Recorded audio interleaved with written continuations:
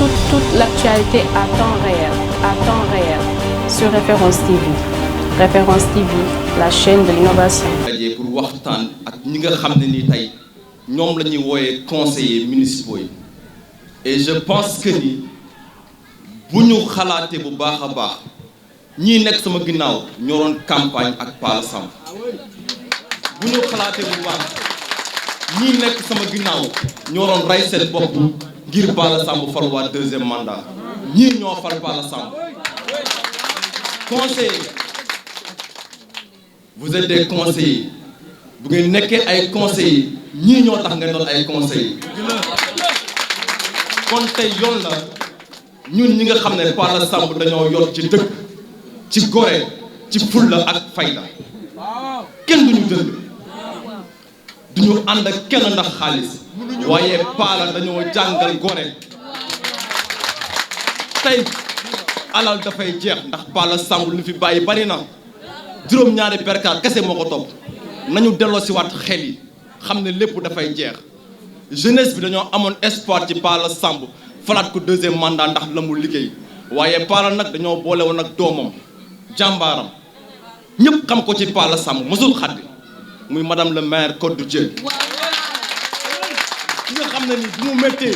moo taxaw jàkkaarloog ñun bi ñëpp dawee moo taxaw tey la nekk ku nekk ñëw yëkkati sa mbagg ne yow la waaye xamante nañ ñun la jeunesse Fann Point Amitié on est tous derrière madame le maire Codou Dieng aux efforts parce que Pala dañu ko wax ñu dégg ko ñu gis ko policier bu nekk lu sa doole mooy sa base politique mu jël madame Codou Dieng def ko coordonnatrice générale Pala famille loolu nekkul ndaw ñu ne dédduwaay nga jël ko def ko sa première adjointe kooku jàngal nañu kan mooy Codou Dieng ñu ne déeréwaat mu jël siège politique am jox ko Codou Dieng moo nekk ci contrat bi gars yi buñ nañu waxante dëgg conseil yi nag yéen seen suñuy yaay ngeen suñuy papa ngeen suñuy nijaay ngeen seeni doom ñoo leen ñaan parce que gis nañu xew dali fort bëgguñ mu dal suñu commune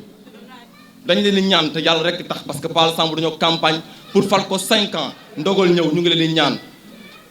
nañu delloo si waat suñu xel yi xam li Pala Samb bëggoon tey bi ñu falee Pala Samb ba ñu amee 1 an yàggul xam nañ kan moo nekkoon ci mairie bi kan moo doon signé kan moo doon joxe ordre yi nañu delloo si waat xel yi xaalis dafay jeex nañu ànd ak gore wét gore wétali ko gore ñun nous sommes avec tous derrière madame Codou Dieng ñoom nag ñooy voté mais ñun loolu ñu amuñu wax wasalaam jeune lañ dara ñoruñu dul suñu commune dara ñoruñu dul suñu commune bu ñu toogee dégg ne am nañuy jënd ay conseillers ñu toog di seetaan dafay mel ni lu ñu doon xeex du dëgg loolu nag la ñuy bañ moo am ñu jaay suñu commune dem tëdd seeni kër ndax xaalis loolu la ñuy bañ a dégg moo tax ñu woote conférence presse pour wax leen ne jeunesse Fann Point Amitié lii la ñu bëgg loolu moo nekk tey suñu wootee conférence de presse bi ñoom ñooy voté de waaye nañu xam ne ni bu ñu nekkee conseil c'est grâce à nous parce que ñoo doon fanaan ci mbedd mi di rayante ak monsieur le maire Pala Samb jërë ngeen jëf. Toute l'actualité à temps réel sur Référence TV.